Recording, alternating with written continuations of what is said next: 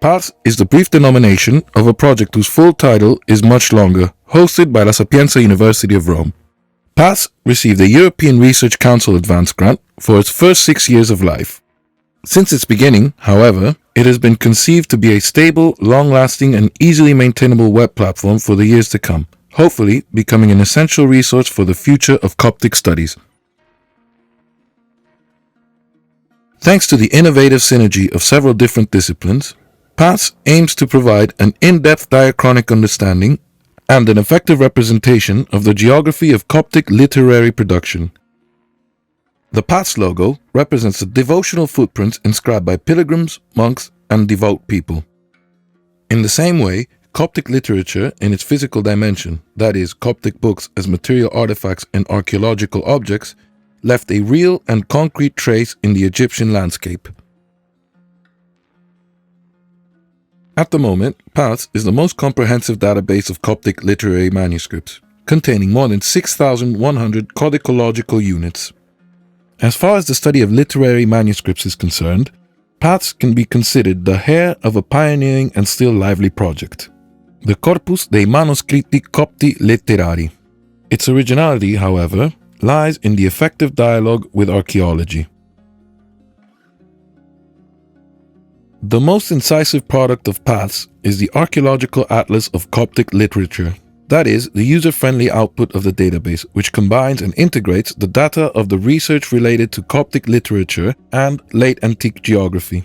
The realization of the phase section has benefited from a series of ad hoc expeditions on the field aimed to verify the actual state of the archaeological remains.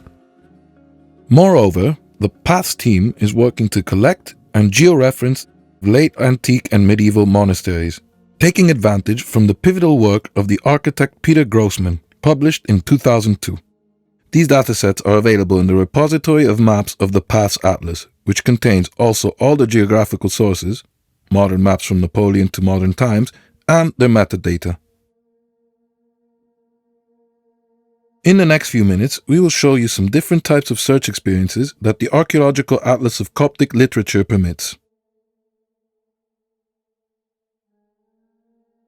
Our guided tour through the Atlas starts exploring one of the most ancient libraries of Christian Egypt, that of the monastery of Appa Jeremiah at Saqqara. Saqqara was the largest known ancient necropolis in Egypt, and the monastery of Appa Jeremiah was founded around 470. Although it is not known whether or not Jeremiah was the actual founder, a large amount of inscriptional and pictorial evidence indicates that the complex was dedicated to him.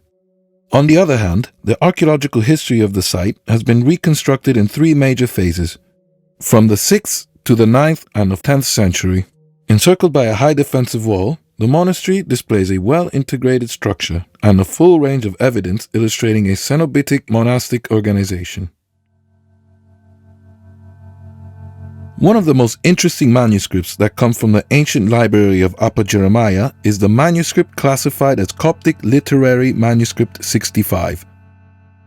This manuscript was alleged to have been found, together with 4 other codices of similar content and structure, in a pot buried in the neighborhood of the Giza pyramids. The jar contains some coins dating with some confidence the manuscripts to the second half of the 6th century. The most prominent feature of Coptic Literary Manuscript 65 is a so-called miniature format. The leaves measure about 10 by 12 centimeters, just like a modern pocket edition. The text is arranged in a single column and is written in a calligraphic script. The decoration, though not very elaborate, deserves a special mention. The first page of each work is decorated with a cross in the top center, with a scroll in the inner margin and some stylized birds. The last page of both works contain the final title, framed by bands and by wavy ornaments. The scribal subscriptions of Coptic Literary Manuscript 65 is a concise memento of an anonymous copyist or donor, or reader invoking the canonical intercession of everyone that will use the book. The paratext, however, does not reveal anything about the place where the codices were copied. The peculiar phrasing of another colophon of this group of manuscripts, however, offers a quite definite hint which could point out that this manuscript was a product of the scriptorium of Appa Jeremiah's following. There, the mention of a donor, a certain Och, is preceded by a peculiar litany mentioning, among other saints, the archangels, Mary, the Sibyl, and Enoch. Meaningfully, such an idiosyncratic preamble is an ubiquitous element of the formulary employed in the Coptic epitaphs. The ruins of Appa Jeremiah's gave back. When acquired, the codex was still retaining the original binding of which Theodore Lamercroft, the restorer who took care of its conservation, realized a facsimile, now at the Michigan Library. Bound in wooden boards joined at the back with a leather strap and kept closed by 2 leather wrapping bands ending in bone slips, this tiny codex boasts a masterfully executed binding, revealed that the book was written with an iron gall ink containing iron, copper, zinc, and manganese. This composition is typical of vitriol, a mixture of metallic sulfates which is often mentioned in medieval European recipes. Vitriol is mixed with gallnut extract to obtain a black pigment. It originates from the reaction of iron with gallic acid. A yellow arsenic-based pigment was found on the decoration of the edge of the book. Arsenic-based stains such as orpiment and realgar are known to have been used to mimic gold. Let's now move to Lower Egypt, to the area known as Wadi Natrun, where from late antiquity there was an important group of Coptic monasteries. Analyzing a much later example of manuscript, Coptic Literary Manuscript 161, from the monastery of St. Macarius. It belongs to a group of codices that can be dated between the 9th and the 11th century. The log comprises some different types of holy texts: a Pentateuch, a Psalter, a huge collection of homilies by John Chrysostom, and dozens of hagiographic and homiletic texts by various authors. All these texts are written in Bohairic, the Coptic dialect of Lower Egypt. The present codex transmits the homily known as Miracles of the Three Children, an apocryphal Coptic composition which enhances the narrative regarding the 3 saints, Anania, Azariah, and Misael, as it is told in the first chapters of the canonical book of Daniel. Despite the attribution to Cyril, Bishop of Alexandria, between 412 and 444, the composition of the homily can be dated in a relatively late phase of Coptic literature, between the 7th and the 8th century, when the so-called hagiographical cycles began to emerge. This represents further evidence for the vitality of Coptic literacy during the centuries, leading to the unceasing production of new compositions, as well as to the continuous redrafting of traditional literary materials.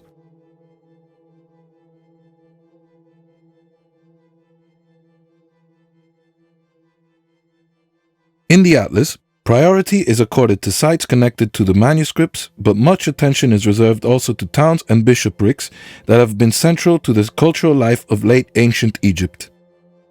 These sites cannot be excluded in any case from the Atlas of Coptic literature, even if they have not returned manuscripts.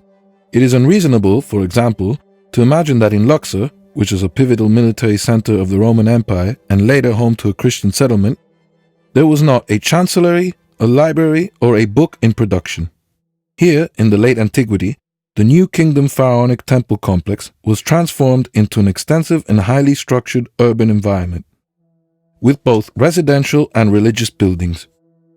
Unfortunately, only few remains survive nowadays from the 5 church buildings. The site therefore represents a monumental example of the numerous multi-phase places dotting the Theban landscape. Luxor was certainly a large, wealthy, and flourishing center in the region, an impression reinforced by the discovery, in one of the churches, of a set of precious liturgical items, including a silver binding inscribed with the name of a bishop.